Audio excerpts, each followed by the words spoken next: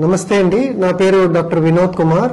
నేను one of the director of this cure rehab facility. Neuro patients ని చూసేవాళ్ళం. వాళ్ళు కొద్దిగా స్ట్రగుల్ అయ్యేవాళ్ళండి రికవరీకి. బికాస్ న్యూరోలో ఆల్మోస్ట్ 2 to 3 months పట్టేసేది వాళ్ళకి రికవరీ. సో ఆ రోజుల్లో వాళ్ళు స్ట్రైట్ అవే వాళ్ళు ఇంటికి వెళ్లేవాళ్ళు. ఇంట్లో వాళ్ళకి సపోర్ట్ సిస్టమ్ సరిగ్గా ఉండేది కాదనమాట. ఈ ఫిజియోథెరపీ అనేది రెపిటేటివ్ గా చేయాల్సి ఉంటుంది మంచి రికవరీకి. అండ్ నర్సింగ్ కేర్ కూడా చాలా క్లోజ్ అటెన్షన్ ఇవ్వాల్సి ఉంటుంది. ఫ్రీక్వెంట్ గా సిక్ అవుతుంటారు ఈ న్యూరో కేసెస్.